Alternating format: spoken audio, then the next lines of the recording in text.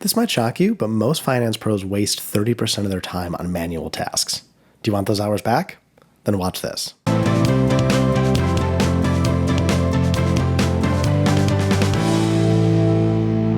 Welcome to the channel. If you're new here, I'm Mike. I'm a senior finance leader, and over the last decade, I've helped companies automate out over 100,000 hours from manual processes. And today, I want to share with you the framework that I use to help people prioritize automation so they know what to work on. Make sure to stick around to the end, where I'll be sharing the Excel template I use to run this framework so you can apply it in your own business. So now I'm going to show you how to streamline finance workflows in just minutes. To streamline finance workflows, I've developed what I call the A.U.T.O framework. This is a tool for finance automation, any type of automation, and it stands for Automate Out Time-Wasting Operations. Yes, I am also surprised that a finance person could come up with an acronym that could mean something that good. I was proud of myself. So this is your key to saving time and effort. You need to identify tasks that are ripe for automation, score them, prioritize, and put automation into action. It's hard to get started when you don't know where to start, and the A.U.T.O framework will help you get the most bang for your automation as quickly as possible. So how do we score these? Well, you're going to rate processes on a scale of 1 to 3 in 4 areas, with 1 being the least easy to automate and 3 being the easiest to automate. Number 1, how many people are involved? The less people that are involved, the easier the process is to automate. If it's just you sitting at your desk, it's a 3. If it's you and a couple people on your team, if it's a 2. If it's cross-department, give that thing a 1.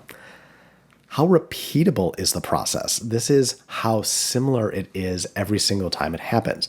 Do you have a monthly deck where you show the same charts? Well, that's going to be a 3. Do you have an ad hoc analysis that is different every time an executive asks for it? That's going to be a 1. How often it happens is a big one. Frequent tasks are automation gold. Those monthly reports, those weekly reports, daily, which I hope you're not doing, but if you are, those daily reports are ripe for automation. Contrast that to a budget that you do once a year, and while it's a lot of effort on the organization, it's just not repeatable enough, and it gets a 1. And then, how many tools are needed? If it's fewer tools, it's easier automation. If you can do it with Excel and Power Query already on your computer, it's a 3.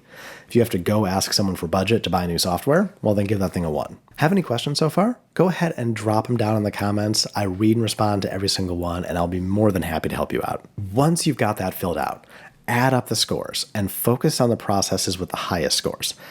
Anything that is a 10 out of 12, that is the first thing you should be automating. Those are gold. Just pick them and just dive right in. Start with the high impact tasks that save the most time. So once you think about those ones that are 10s, 11s, 12s, think about what will save you the most time. If you're going to automate a weekly report you have to do, that's going to save you more time than a monthly report, and so on. And then make automation work for you. You need to shift from manual work and replace it all with strategic actions that drive the company forward.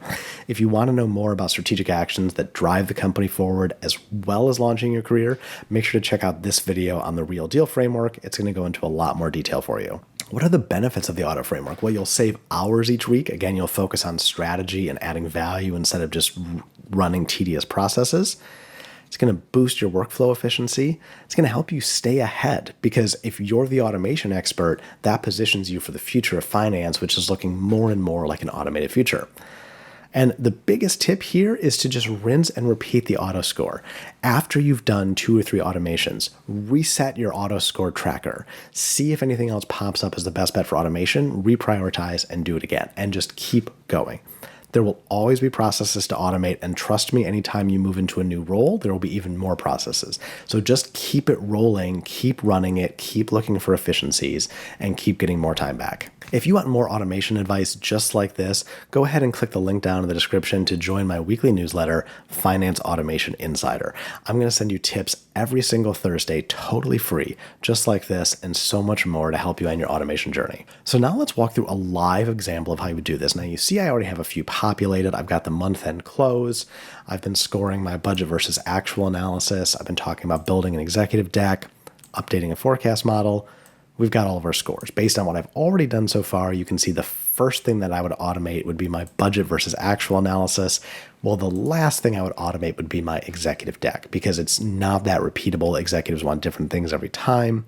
More people are involved with more inputs, and the frequency is a little bit less. So now let's look at what this might look like for a monthly forecast process. So within your monthly forecast process, you might need to clean and gather data. Well, the cleaning and gathering data is going to be just you, so that gets a 3. We do this every single month. That's repeatable enough. We pull data in the same way every month, so that's going to get a 3. We do it monthly. That gets a 3 for frequency.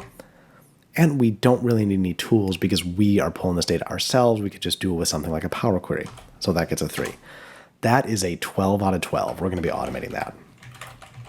Now let's contrast that with the executive update deck. I have to get a lot of inputs from different teams, cross departments, multiple groups, including the operation. That's going to get a 1. It can change because the executives might want different things. We also might need to lean into different drivers every time. So we'll give that a 2. Frequency is still a 3. It happens every month.